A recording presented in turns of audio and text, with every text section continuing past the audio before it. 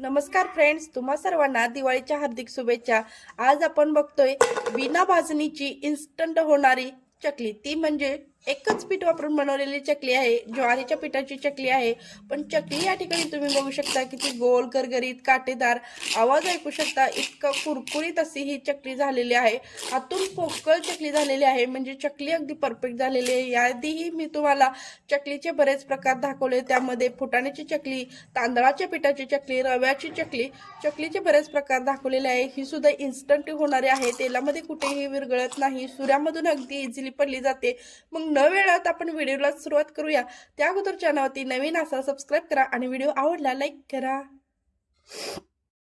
ज्वारीची चकली बनवण्यासाठी ज्वारीचं पीठ घेतलेलं आहे, तर एखादी कप किंवा वाटी मेजरमेंटसाठी घ्यायचं आहे। त्याने सर्व आपल्याला गोष्टी घ्यायच्या आहेत। 4 कप मी या ठिकाणी ज्वारीचं पीठ घेतलेलं आहे। पीठ आहे ते आपल्याला चाळून घ्यायचं आहे।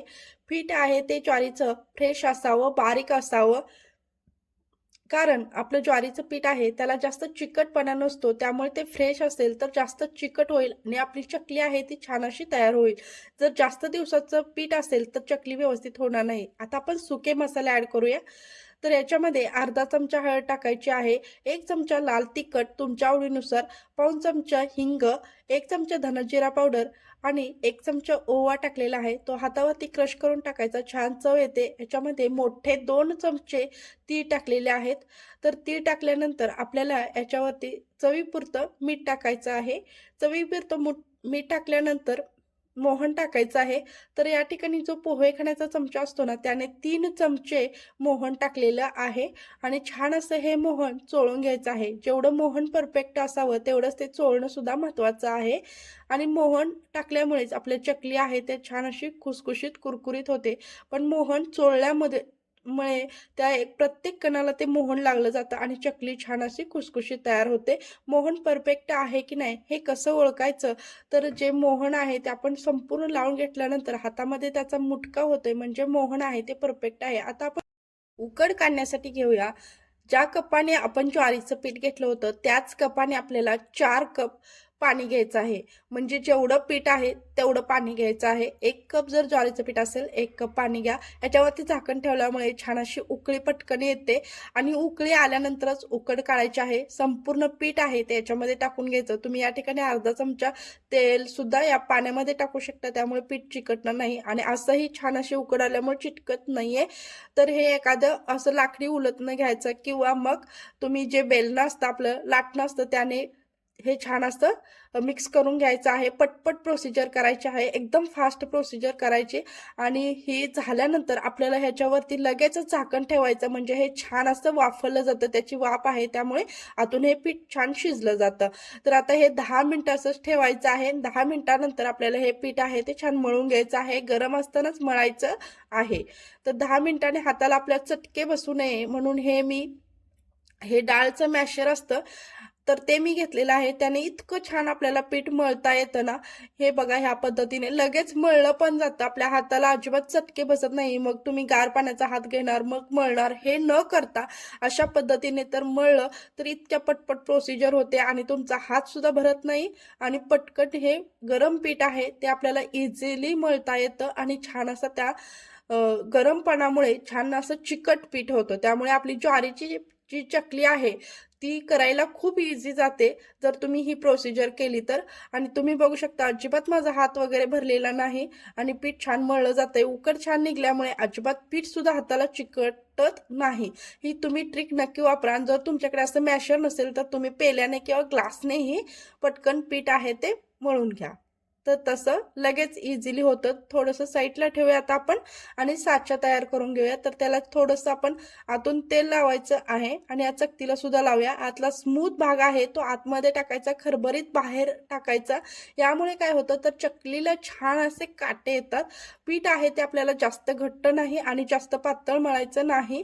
आणि या पिठामध्ये म्हणजे आपण जे मेजरमेंटसाठी पाणी घेतलं त्याच्यामध्ये आपल्याला पाणी ॲड करायची सुद्धा गरज नाही किंवा मग त्याच्यामध्ये घट्ट पातळ असं होत नाही, परफेक्ट पीठ तयार होतं। तर या ठिकाणी तुम्ही बघू शकता मी अजिबात पाण्याचा वगैरे हात वापरले नाही किंवा उकड अगदी मस्त निघलेली आहे। आणि याच्यानंतर आपण गोळा छान मळून घ्यायचा आहे आणि तो साच्यामध्ये टाकून घ्यायचा आहे। म्हणजे जेवढा बसेल तेवढा गोळा छान मळायचा. हे ज्वारीचं पीठ थोडंसं इशिशित असतं, त्यामुळे छान मळायचा. चिकटपणा असला पाहिजे तो आपल्या पिठाला, म्हणजे चकली आहे ती छान पडली जाते. आता आपण साचा बंद करून घेऊया आणि चकली पाडायला सुरुवात करूया. तर या ठिकाणी तुम्ही बघू शकता चकलीमधून अगदी सुऱ्यामधून अगदी इझिली चकली पडली जाते. म्हणजे आपलं पीठ आहे ते अगदी परफेक्ट आहे. आणि जर इझिली पडत नसेल, तुकडे होत असतील, तर मग तुम्ही पीठ आहे ते छान मळलं नाही, घट्ट मळलेलं आहे असं समजावं. किंवा मग पीठ आहे ते परत थोडंसं कोमट पाण्याचा हात लावा आणि पीठ आहे ते परत छान मळून घ्यायचं. घट्टसर पीठ असेल तर मग चकली आहे ती तुटली जाते, पण पाण्याचा हात लावून मळून घेतली तर अगदी तुमची परफेक्ट अशी चकली तयार होईल. सुऱ्यामधून अगदी इझिली पडली जाते, म्हणजे परफेक्ट अशी चकली आहे. आणि या ठिकाणी तुम्ही बघू शकता की ती गोल गरगरीत काटेदार सुद्धा झालेली आहे. तर अशाच पद्धतीने आपल्याला हे करून घ्यायचं आहे. आणि एका वेळी जास्त चकल्या पाडायच्या नाहीत, मग त्या चकल्या आहेत त्या सुकल्या जातात आणि तेलामध्ये सोडल्या तर त्याचे काटे आहेत ते निसरतात. त्यामुळे एका वेळी जास्त पाडू नका. तर आपल्याला तळायला सुद्धा थोडासा वेळ लागतो, त्यामुळे इकडे पाडा मग तळा असं करू शकता तुम्ही. तर झाऱ्याच्या मदतीने केलं तर आपली चकलीचा आकार चेंज होत नाही. हाताने सोडायची असेल प्रॅक्टिस तर तुम्ही मग हाताने सोडू शकता, पण झाऱ्याने पटपट अशा सोडल्या पण जातात आणि आकार चेंज होत नाही. तर मस्त असं बघू शकता तुम्ही. आणि चकल्या टाकलेल्या आहेत, तेल गरम झाले की नाही हे सुद्धा चेक केलेलं आहे. आणि झाऱ्याला थोडेसे कडक लागल्यानंतरच मग आपल्याला पलटी करून घ्यायच्या आहेत. आणि परत आपल्याला मीडियम गॅसवरती या भाजायच्या आहेत. म्हणजे तुम्ही मंद आचेवर ह्या चकल्या अजिबात भाजू नका, कारण आपण उकड काढलेली असते, ओलसरपणा भरपूर असतो.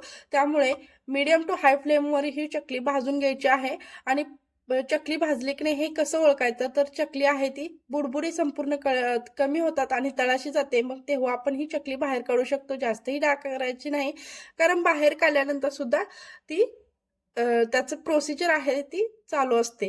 तर आता ही जी चकली आहे ती काढलेली आहे. दुसरी बॅच टाकताना परत टेम्परेचर वाढवून घ्यायचं आहे आणि मग परत मीडियम करून छान अशी भाजून घ्यायची आहे. पण चकली आहे ती जास्त छान अशी भाजायची आहे मीडियम गॅसवरती. जर तुम्ही हाय फ्लेमवरती भाजली ते कुरकुरीत तर लागते, पण थोड्या वेळाने नरम पडू शकते. त्यामुळे चकली भाजताना अगदी मीडियम गॅसवरती छान अशी कुरकुरीत होईपर्यंत भाजून घ्या, तर मग चकली आपली संपेपर्यंत कुरकुरीत राहू शकते. अशाच पद्धतीने मी सर्व चकल्या बनवलेल्या आहेत. या ठिकाणी तुम्ही बघू शकता चकली किती गोल करकरीत काटेदार झालेली आहे. आवाज ऐकू शकता, मस्त अशी चकली झालेली आहे आणि संपेपर्यंत कुरकुरीत राहते.